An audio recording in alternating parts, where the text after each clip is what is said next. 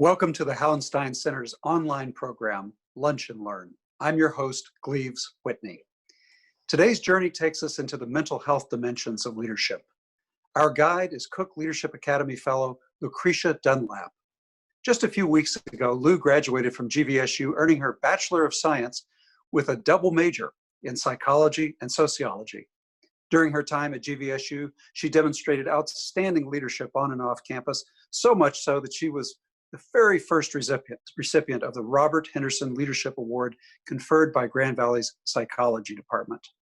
Through Lou's unique experience, we will discuss failure, resilience, and mental health in leadership. Thank you so much for joining me, Lou. Thank you for having me. I think we're going to have a really great conversation. I do too. And congratulations on your recent graduation. You sure picked an interesting time to earn your bachelor's degree. Well, I feel like the time picked me. Yeah, well put. You also, besides being a student recently, you also work at Pine Rest. Tell us what you do there. So I'm a psych tech. I've worked the adult lockdown and the adult step-down unit. Being a psych tech, you have a lot of different responsibilities. You have to do physical management. If the residents have violent outburst behavior, you have to do charting. You have to do medication passing. You have to lead group therapies. You have to cook and you have to clean. You have to do a lot of socializing with residents. In fact, that is a large part of the job, is socializing, because they don't see their therapist that often. They don't see clinical that often. It is frontline staff that they're with for their entire day. And so a lot of their socialization, a lot of the behaviors that you model for them is coming from the psych techs. So. Well, it's quite a diverse, interesting job you have there. And there's another dimension I want to introduce early so that people know who you are from the get-go of this conversation. You're also interested in the military from a very early age. Tell us about that. Yeah, so my father is a veteran. And for him, joining the military was this huge positive influence on his life. You know, it gave him these experiences and opportunities he would have never had otherwise. You know, it really gave him direction and focus in his life. And so growing up, I heard these very positive things about the military, and I grew to have a lot of respect for those who serve. And so when I started getting interested in psychology, you know, I started to think, what do I want to do in psychology?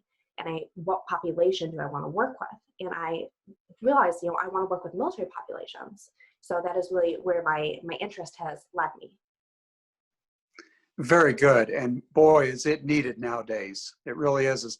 Psychology, you know, TBI and post-traumatic stress have sort of caught us up for what our veterans really go through. That is really just excellent that you are interested in helping folks who have suffered from those things. So as you pull it all together, tell us about how your academic preparation, your work at Pine Rest, your experience with the military, all have helped you to really do something useful in the marketplace and very valuable in the marketplace. And what is your next step from here? So I would say that, you know, being at GVSU, I got a lot of foundational knowledge about psychology. I learned a lot about the different perspectives of psychology, because, you know, you have social psychology, you have evolutionary psychology, you have cognitive psychology, the list goes on. And there are so many different things you can do in it. And so being at Grand Valley, I sort of learned, you know, what I was interested in and sort of narrowed my focus. You know, working at, you know, Pine Rest, a mental health facility, you know, gave me a lot of hands-on experience and made me understand more the reality of mental health work. You know, because it's not like on TV, it's not like you reading it from a book. In reality, it's very different. And so it gave me a lot more experience and knowledge of what I was, you know, preparing to do. It sort of got my feet wet and got me to realize, you know, I can do this, you know, I can work in this field and I do still love it. You know, and so it just gave me a lot of direction and made me, you know, give me the tools I needed to succeed and continue on. So my future goal is to get a PhD in clinical psychology. And so all of this, you know, being really involved in my psych department at Grand Valley, through my student organizations, you know, being involved in research, taking my classes, working in a mental health facility, it all gave me all the tools and experiences I need to continue on to the next part of that. And to get there, Lou, I mean, you were a double major, president of several clubs on campus. You maintained a full-time job and you're this high achieving student. This is all a lot to manage. How did you juggle all these competing responsibilities and stay on top of everything? Yes, it was a lot. So I think there were two things that were really helpful. One was being willing to sacrifice certain things in my life, saying, which do I care about more? Taking another lab position and having that on my CV and getting that experience, or, having free fun time to, go out and do things, which is going to matter more to me in the long run, and just making those judgment calls and deciding, these are the things I want to focus on in my life and focusing on that. The other aspect, I think, was just having a lot of time management skills and being self-motivated, putting things on my calendar, making to-do lists. And what was really important was setting deadlines. Even when projects didn't have firm deadlines put in them, I would make them anyway, because it's very easy to say, oh, this doesn't have a set deadline, I can push it off for another day. But the problem with that is then you keep pushing things off, and it builds up and becomes overwhelming, and you don't even know where to start. But if you chip at your responsibilities a little bit every single day, it becomes a lot more manageable. So just having that ability to be very focused and also to set these firm goals for yourself. Sounds like what my generation used to call sort of a type A, where there's a lot you can do. And, if you want something done, you give it to a busy person. I'm curious, how do you balance that with recharging your battery? I mean, what do you do to recharge when you have all these things you're doing? Mm-hmm. Well, it is a matter of you set these guidelines and these deadlines for yourself. And then you have these things you build in, these days of this will be my break day. So I still do this. I have my schedule right now because I'm working a lot right now. And I have this day I'm taking off. I'm not doing anything with anything else. I'm just relaxing this day. And so you build in these break days for yourself to just recharge and relax and take self-care days. And we're going into the Memorial Day weekend. I trust that you're going to be relaxing a little bit. Yes, I'm not working Memorial Day. So there's that. Well, Lou, in your senior year, in addition to all the other things you were doing, you decided to apply to 13 PhD programs, adding to your already full schedule. Can you tell us what that process is like? So when people say, applying to a school, they think, oh, you just fill out some information and you hit a submit button. It is a lot more work than that. And I guess when I first decided to, I didn't realize how much time and energy it would take. And so I had to kind of reassess and say, okay, I do not have the time and energy to do all the things I'm already doing and this as well. And this is really important to me. So I need to decide what I can afford to put off and to put on hold. Like, is there a research project that I can say I'm going to work on this a month later? And also learning to delegate, which it's very hard for me to know my limits and to say, okay, I have met my limits and now I need to push off something on someone else. That is very difficult for me, but I think it is harder to do something and not give 100%. I would be more disappointed in myself if I did that than if I did a task and gave it to someone else. So I had some incredible officers in my student organizations that really stepped up, and I was able to delegate some more duties to them, and they really were great and supportive in that, and I'm so appreciative. And I also had some mentors that I was doing research with that were very understanding that I was applying to grad school programs at the time and might not be able to meet certain deadlines. They were very great in that respect.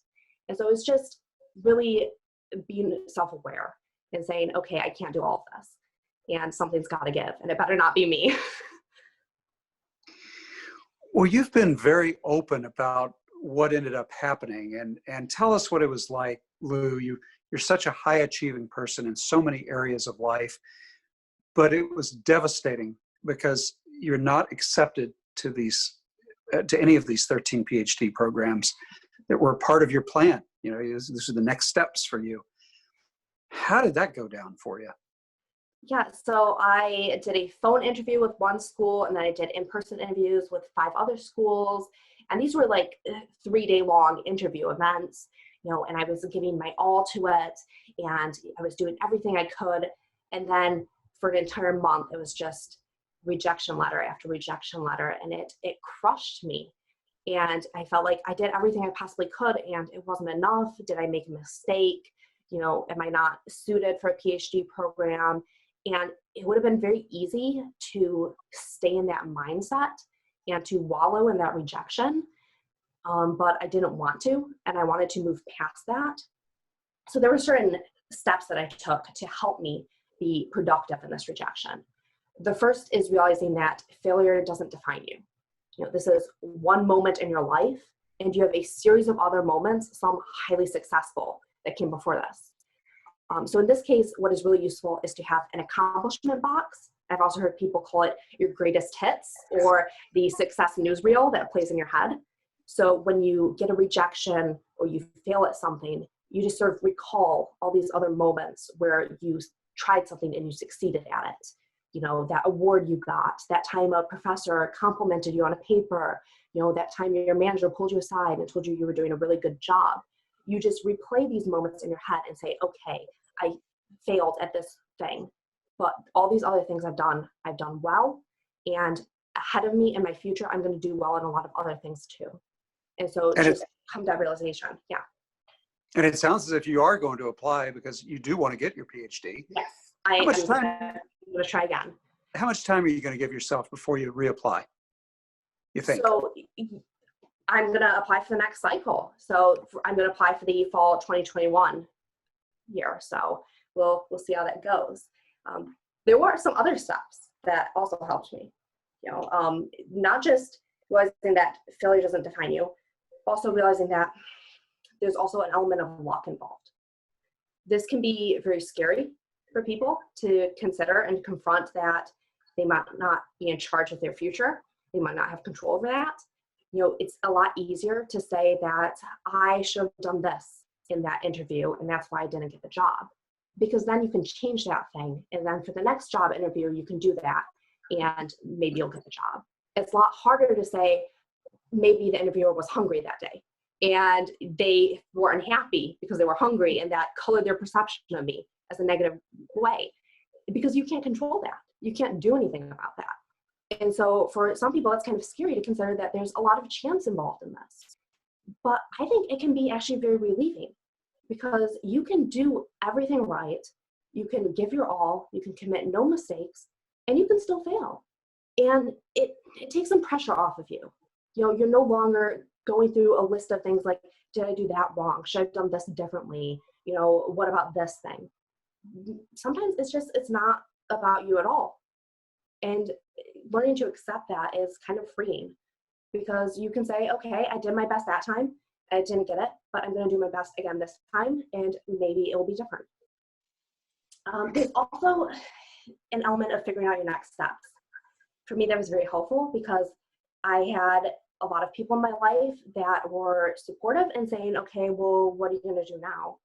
And it helped me kind of think about and focus on, where am I going to go from here?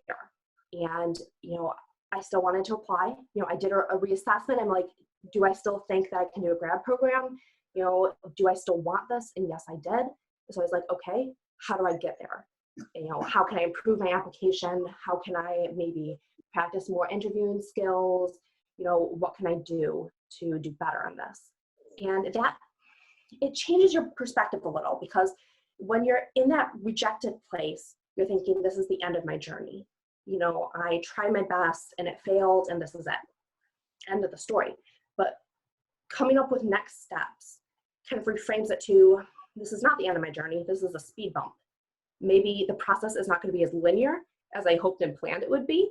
Maybe it's going to take a little longer. Maybe I'm going to have to do some different things than I planned, but I'm still going to get to the same end destination. And so just reframing it that way is very helpful. And it was great that I had so many people who were willing to help me with that. Well, you and your generation, at least the people in your generation that I'm exposed to day in and day out, you all are in the Cook Leadership Academy. You're candidates or you're recent graduates, you're now fellow.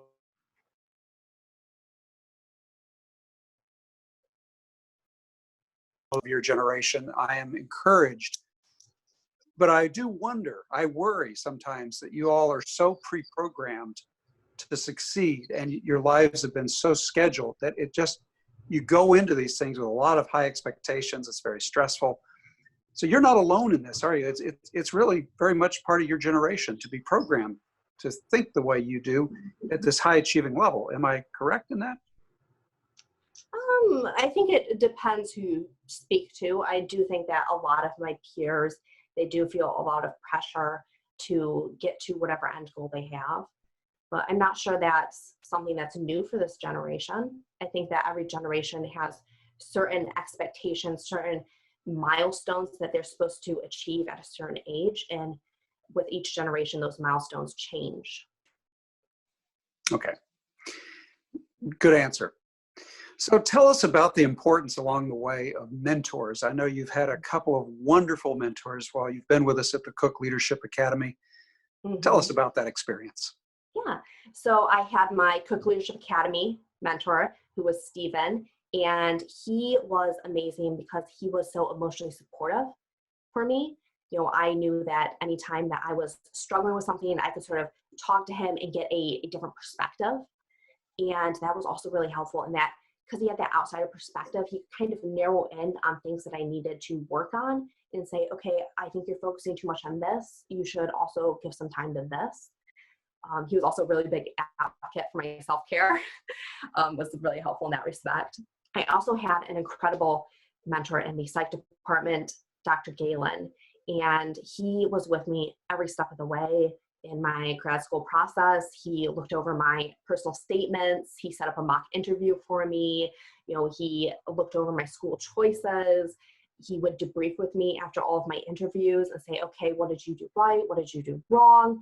And when I was rejected, when I got my final rejection and I had to go to him and tell him, didn't happen, you know, I was a little nervous because I didn't want to let him down, but he was so incredible about it. You know, he said, I know so many psychologists who had to go for a second cycle or even a third cycle. You know, this happens, you know, what are we going to do to prepare for the next one?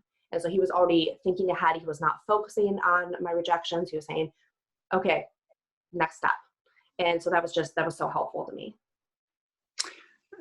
That's wonderful. We're really fortunate at Grand Valley and in this community to have some excellent mentors. And I'm so glad that you were able to take advantage of that. And of course, the secret that we mentors know is that we actually get more out of the relationship than you do, because you all recharge our batteries. Well, Lou, one of your strengths as a leader is that you are authentic and you allow yourself to show your vulnerability.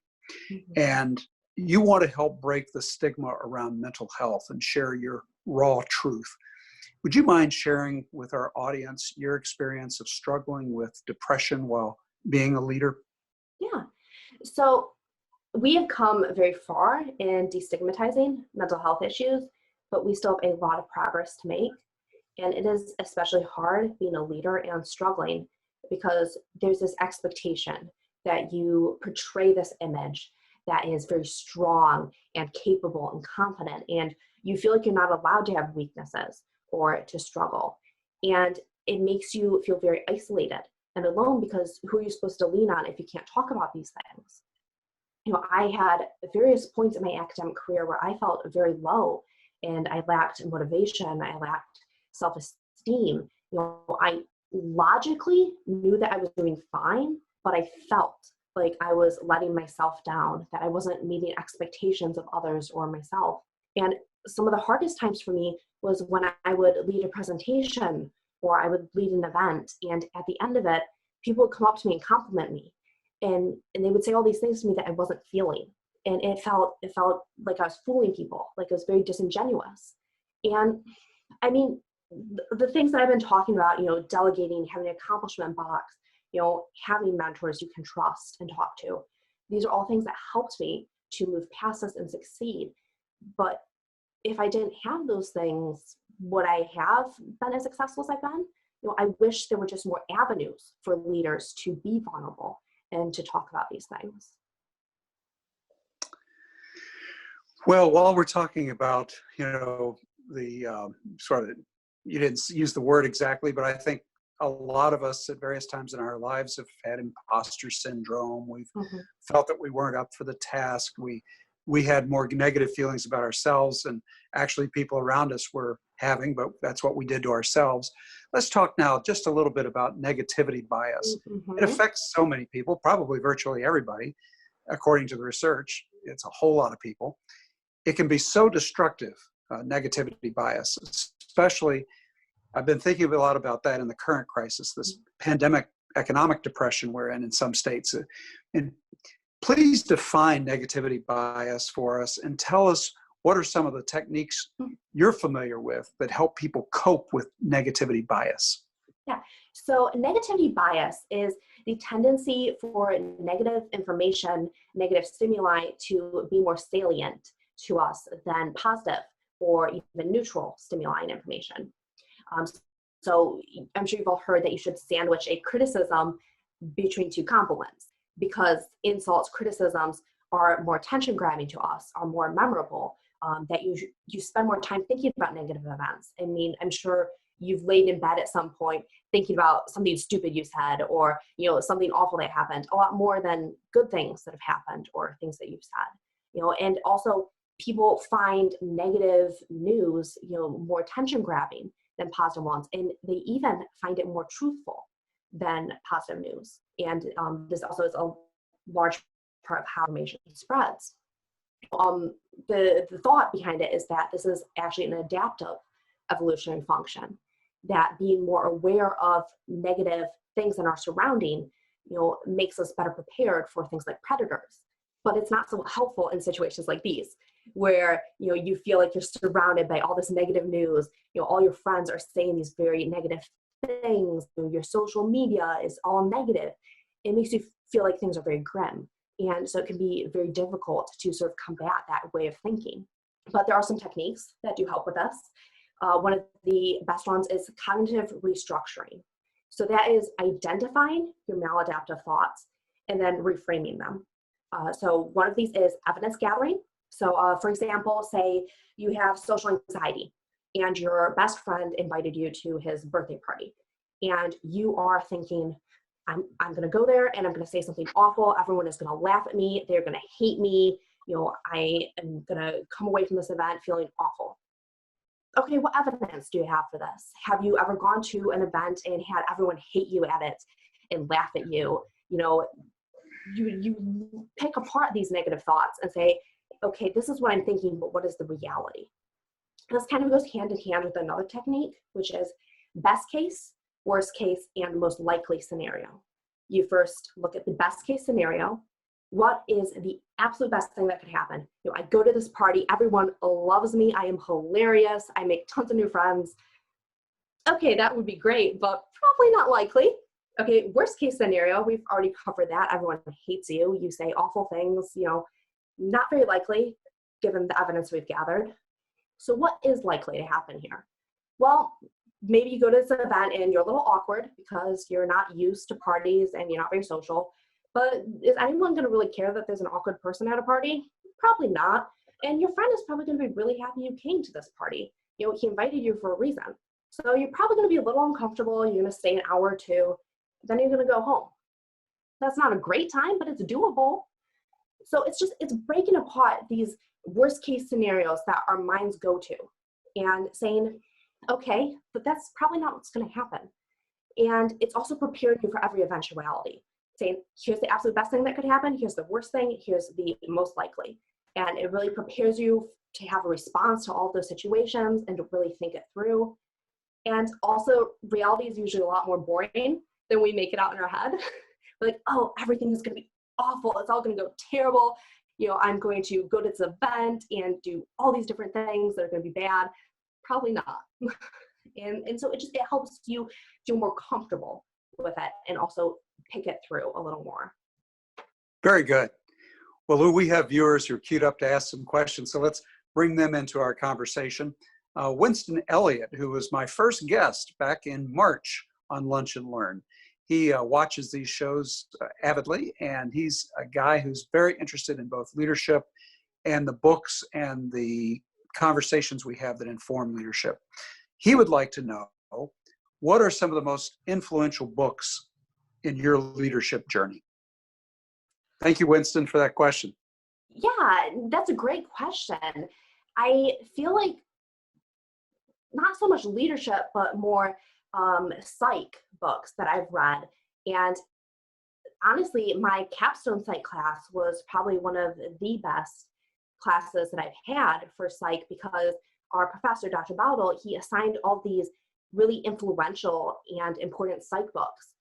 Like he had us read Freud, he had us read B.F. Skinner, and just reading these really foundational thinkers in the psych field, it made me think differently about psychology, and also sort of expanded my understanding of the field, where it began and the different paths that has taken since then. And it gave me a better perspective, looking back from where we've come from and where we are now.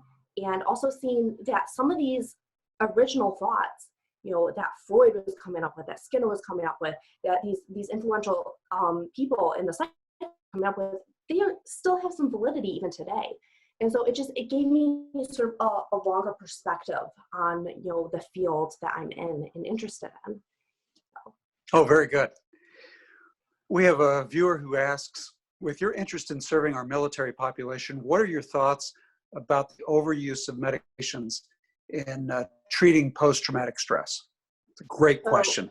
So that is going the VA route, correct? So I want to be a military psychologist, which is less handling that aspect of trauma. Severe psychopathologies, they get honorably discharged and sent to the VA. So that is not so much the area I want to focus on, but I do think there are a lot of problems with the VA system right now. And it's not just over medication. I think that over medication has been a problem in all areas, not just military or PTSD. I see that in my job all the time. I mean, I will do medication passes that are 7 pills for one person for one shift, and they are rarely going to therapy. And it's not my job particularly that is the problem. It's the mental health system as a whole. We have gotten into this mindset that, oh, this person has this diagnosis, let's just give them medication. Well, this medication has side effects, so we need to give them a medication for those side effects. Well, this medication for side effects also has side effects. And it gets into this vicious cycle where all of a sudden you're over-medicating this problem and not talking about, the reasons why this is happening, what other solutions can we have, talk therapy, other therapeutic techniques that we can use for this. And I feel that it's more of a problem, not with the military or the VA or PTSD particularly, but in our culture as a whole, that we want this quick and easy solution to problems, that we want to just pop a pill and all the problems go away. And psych problems are not that simple. No, they're not. We have a viewer who's asking you to expand on this idea that psychological research can influence your understanding and practice of leadership. Do you want to dilate on that just a little bit more, please? Thank you for that question. Yeah. So there are so many different areas of psych research that can influence your leadership. For example, today I was talking about negativity bias, and that is from psych research, various psych research, and it gives you this understanding of people. A lot of social psychology research is actually really helpful in leadership, because you learn not just how people do things, but why they do things. You learn the root cause of their actions. One of the incredible books that I have read in my psych course is Predisposed, which is talking about the differences between Democrats and Republicans. And it was talking about some of the psychological underlying themes. And it was so interesting, because often we think about them as choices. And that book was arguing from a psychological perspective that it's some evolutionary basis to our political affiliation. And it was so interesting. And I mean, there were some areas in the book that I disagreed with, but it was a different perspective. And it made me think about people differently. And so there are all these different psych research and psych books out there that can give you this greater understanding of people. And the more you understand people, the more you empathize with them, the more you're thinking about different ways they got to where they are, the better of a leader you become. Another viewer asks about the idea of wisdom in your field, in psychology and the sociology you have studied. Is wisdom taught? Is it a goal? And how does wisdom differ from, say, psychological health? Are you talking about the difference between wisdom and intelligence? I think, according to the viewer, I think they just want your perception of it. Okay. I think that the psych field is very big on empirical, that is, evidence-based methods. And so it is very much about facts. And, does this treatment work? Why does it work? This thing, we debunked it, those sorts of very factual things. But I do think there is an element of psychology that is not quite as rigid and is more to do with your empathetic connection with people. And there is that aspect that I think does sort of connect with wisdom and some more like people skills. They have actually found that there's a lot of evidence that, your success in therapy is not just based on therapeutic technique, but your connection with your therapist. And these are not skills that I feel like can be really taught through classes, but more through practicums and also your own passion and interest in this field. And so I think that sort of connects to what this person is talking about. I think that's a very wise answer. Lucretia, you decided, in addition to all the other things you're doing, this questioner wants to know why you decided to apply for and become a candidate in the Cook Leadership Academy. And I would just, on a personal note, I guess, and for Grace Tummel and others of us who've been associated with the Academy, how did it help you mature as a leader? Yeah, definitely. So I think, before I was talking how it can be kind of isolating to be a leader. And the greatest strength, I think, that the Cook Leadership Academy has is it's this cohort of people who have had, different experiences, different perspectives, but they all ended up in leadership positions. And so you have this ability to relate to them and say, okay, we kind of ended up in the same place, but you have a completely different perspective from me. And so you can learn from these people who are similar to you in a lot of ways, but also different in other ways. And so being part of the Cook Leadership Academy, it made me aware of different leadership types and, different ways to lead. And I think it was just very helpful in that respect. Good. This is an interesting question from a viewer. Did you think when you were going through the failure of being rejected by all of those PhD programs, did you think that maybe there was a different path or a different vocation for you? And how do you figure out whether this is a bump in the road or truly a barrier to the road you're going down, and you need to change roads? Yes. Good question. So, yes, that is actually an excellent question. And I definitely considered, other careers, other graduate programs. I considered going, because I'm double major, I said, okay, well, I could do something with my sociology degree. And, I laid out all these different things that I could do, master's programs instead of PhD programs. Should I do PsyD instead of PhD? I was thinking all these different things. And I even thought, should I try and work and then come back and then apply to programs, get some money saved up and get some experience. Maybe that should be the path I should go. And I carefully considered every one of these options.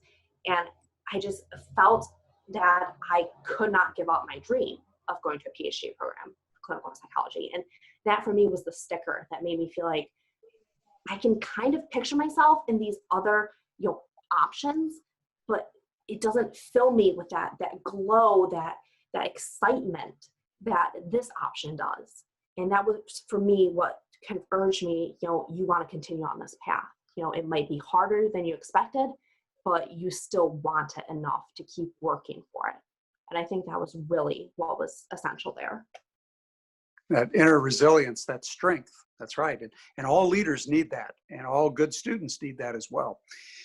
Well, Winston writes back. I want to share a comment that he made. He's the one who asked the first question, and he's written a note for us both, I think. He says, quote, "We can be wise, fully human, and broken. To accept this is the wisdom of understanding the human condition. The human condition is not just the art or the science of being human, but also the art of being human. Close quote. That was really beautiful, Winston. I think that was so too. definitely a great quote. Yeah. Definitely a great quote. Okay, is there anything else, Lou, that you would like to mention that we haven't covered? Not that I can think of. Is there anything that you or any of the viewers would like to ask? Allie, do we have any chat or any other questions coming in? Let me check our question box one more time.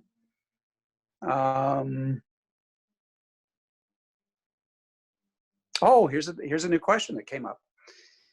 We often discuss the role of leadership. How do we understand the duty of followership? What's our duty as followers? Yeah. So from the perspective of a leader, what are the duties of followers? Well, for me, being, a president of two different organizations, there's leadership in that way. And, interacting with people who are followers, I don't particularly like that word. I'm going to say my fellow officers. And for me, I feel like officer duties often sort of intersect with leadership duties because there's a lot of give and take. There's a lot of trust. There's a lot of open communication. The followers, they're expecting certain things of their leader, just as you're expecting certain things of them. And if both of you are fulfilling that sort of social contract, me as a president, I'm organizing these events appropriately. I'm budgeting the money correctly. I'm expecting, this person, this officer to, make sure that the event gets publicized appropriately. If we're both fulfilling our ends of the deal, everything runs smoothly, everyone is happy. So I think that there's just expectations on both sides that both people need to fill. And so that's sort of a balance of both of those. Thank you very much, Lucretia Dunlap, for your wisdom, for sharing your passion for psychology and sociology, and for showing us how growth comes from failure, leavened by resilience. Thanks also to our viewers, whom I invite to Zoom in or join us on Facebook or at the same time Tuesday, May 26th, when my guest will be Hauenstein Center favorite, award-winning author, Ron White. Ron will tell us what the presidents teach us about leadership in tumultuous times, certainly an apt topic today, as well as give us a sneak preview of his recently completed manuscript on Abraham Lincoln, in a book that will be published next May. Till Tuesday at 1 p.m., stay tuned and stay well.